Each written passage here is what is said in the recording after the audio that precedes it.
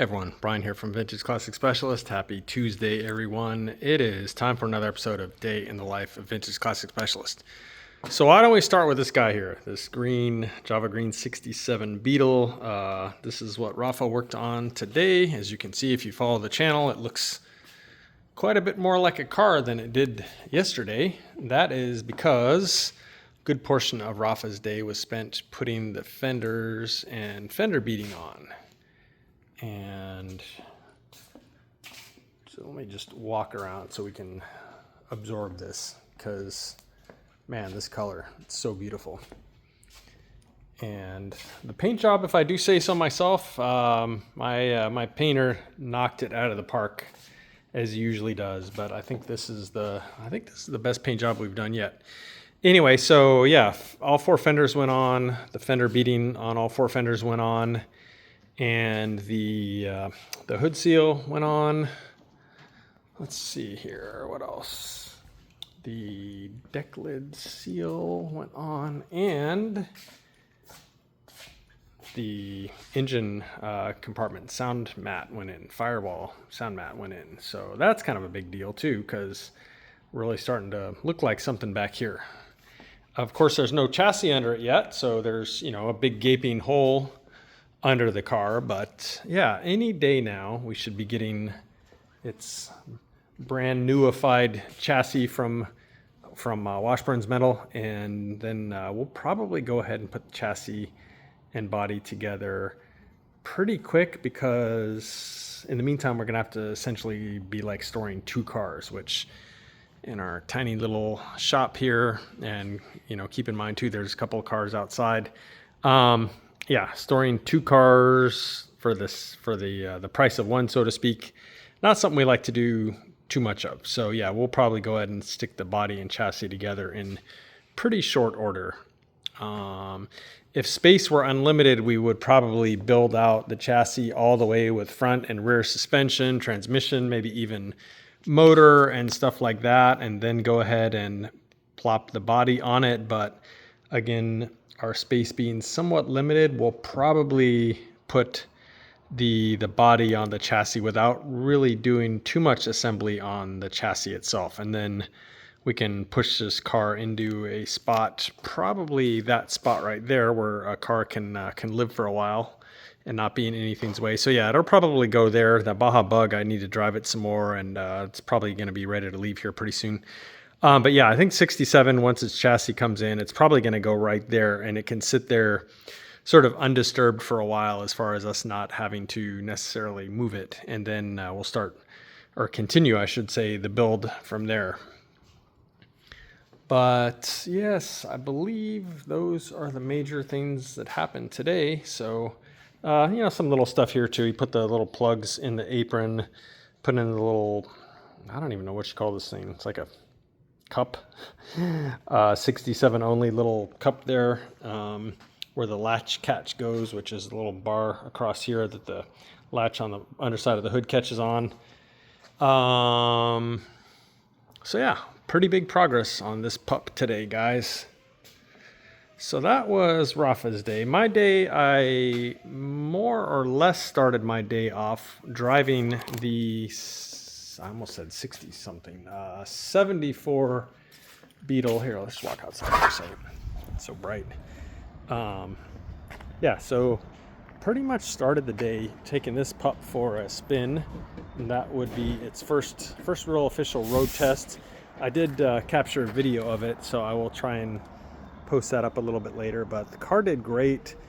Feels good, runs good, feels like a brand new car, which is of course what we hope. Probably feels better than it did new, for that matter. And yeah, a couple more small details here on the motor. Just minor stuff here. The grommet here at the bottom, hose clamps there.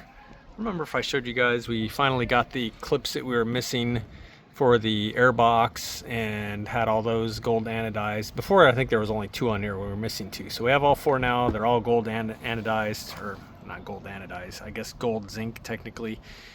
And so yeah, the motor is all finished as far as detailing it out. And like I said, drove the car around, felt great. runs good. Got it good and warmed up, took it back and adjusted the carburetor some. Hadn't touched the carburetor yet, but it still ran really good. So went ahead and set the idle mixture and the idle speed. It runs really nice, guys. And yeah, just need to pretty much at this point, you know, pending anything coming up, just put more miles on it, confidence miles, as I like to call them. And then yeah, this guy should be good to go back to Seattle before too long. So I just need to keep driving it now. So that was the first part of my morning. And again, I will post a video later driving this car. All right, so back indoors. Let's see what else happened here.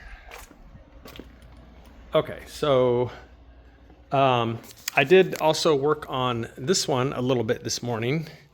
So it had it actually had a pretty bad leak from somewhere around the oil filter. So this car, the motor is set up for full flow oiling, meaning that oil exits the pump and goes through some hoses to a real honest to goodness oil filter, and then back to the motor to cool and lubricate the motor. Anyway, so there was a leak here somewhere that was pretty bad. And so this morning started checking things out, and it seems that one of the hose clamps that you can see there, so the one furthest from us, it was bad. I tried to tighten it and the screw just kept turning and it just kept not getting tighter.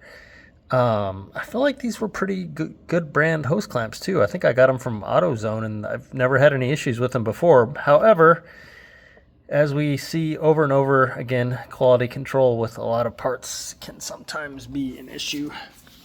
The other thing that was leaking on here was the drain plug at the center of the motor and the little drain plate. And so basically what I did was I took a oil drain pan and cleaned it out meticulously so that it was spotless, and then drained the oil, which again only has like, I don't know, 10 miles on it. Drained the oil out into a very clean pan, obviously I pulled out that plug, and then I put a new crush washer on it, and I put a little bit of sealant around the crush washer, and then put that back in, and then put that oil back in the motor.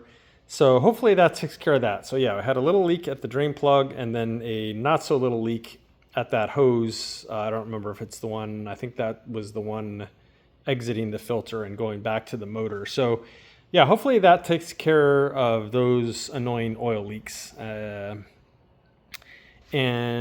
I think other than that, guys, this thing just needs, I was just texting with the owner, and yeah, pretty much just more miles. Again, his goal is to have a car that is reliable and isn't going to let him down. And so the only way to really know that for sure is to put some miles on it.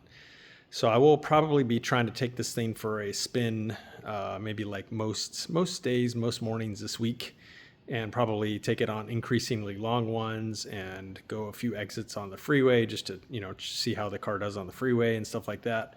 But yeah, so fingers crossed that that's it for those annoying oil leaks.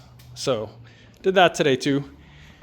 And then got back to Big Blue 69 one family bay window bus. And so today continued to work up here on, I guess, the ventilation / fresh air / air conditioning system. So a lot of this stuff was just together kind of like temporarily for test fitting and stuff, but now it's in for real, including this center pipe, which was just kind of sitting there before. It's all bolted up now up here. And then likewise, these duct covers here are bolted on for real, and including the end pieces that go on those. So for those of you that don't know bay windows, the ventilation actually, there's a duct that runs all the way along the door and then goes through that round opening that you see there, so that people in the rear seat can actually get some ventilation through that system there.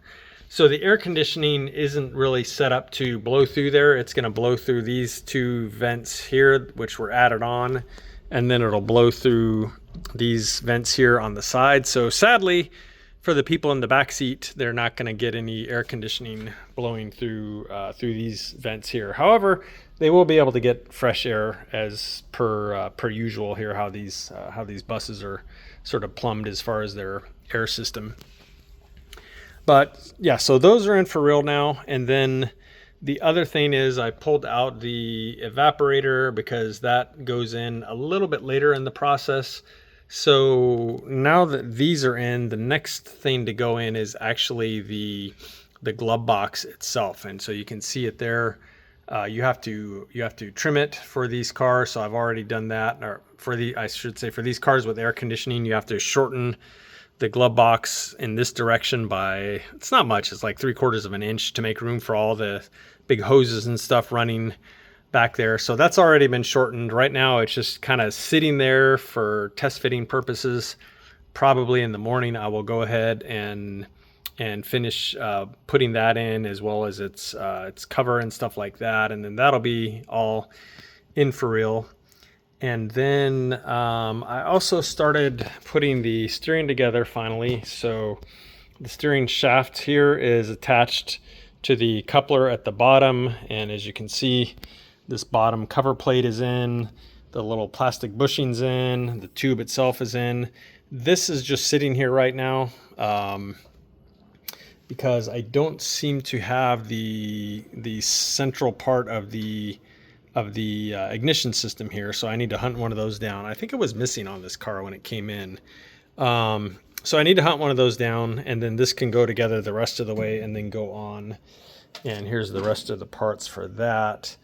I did also take the turn signal switch, which on most later Volkswagens, it's turn signals, and this is how you switch between high and low beams by pulling the lever back toward you in this direction. So checked all those circuits out, and the high-low switch here wasn't working at all, and so pretty much cleaned the contacts that you can see those contacts right there. So when you pull this down, this bottom one swings up and touches that one, and it's kind of like a pair of ignition points almost. So those two little pads touch each other. So they probably had, 60 years worth of corrosion and stuff on them. And so cleaned those off. And then I noticed that one of the wires that's also part of that high-low mechanism signal was literally held on by like 2 or 3 strands of wire. So at that point I had to pull off the shrink tubing or insulation or whatever on the outside of this to expose these wires. And then you can see where that one wire, I resoldered it onto the appropriate place right there. So should be good for another 60 years now. And then I'll put shrink tubing over this, so where it's exposed won't show and be ugly. But yeah, so it took a little bit of work to get this thing working right. But again, especially with this kind of thing, pretty much always better to use an original one if you can versus a aftermarket one, which inevitably are pretty much made in China and of kind of hit and miss quality. So was able to fix this one luckily and should be good to go now. So that's ready to go in. So yeah, I think that is pretty much what I did on this one today, is getting this ducting and stuff here ready to go. So yeah, once the glove box goes in, then I can run the rest of put the ducting back in, which I kind of had in there before, but again, is like placeholder, just mocking stuff up. So that stuff can all go in permanently. And then the actual evaporator can go in and, get bolted up permanently. And then at that point, yeah, it's going to be pretty much a matter of like running and routing the AC hoses on this thing to connect all that stuff. And I am waiting for the one hose that goes underneath here up to the dryer, that the one they sent me had an error on it as far as the direction one of the ends was facing. So I think they actually shipped that out today. So good customer service on those guys, or admitting that they made a mistake and taking care of it very quickly. Always appreciate that. So that's it, guys. So thank you all very much for watching, and we will step back here and see this puppy again, and we will see you again tomorrow. Bye.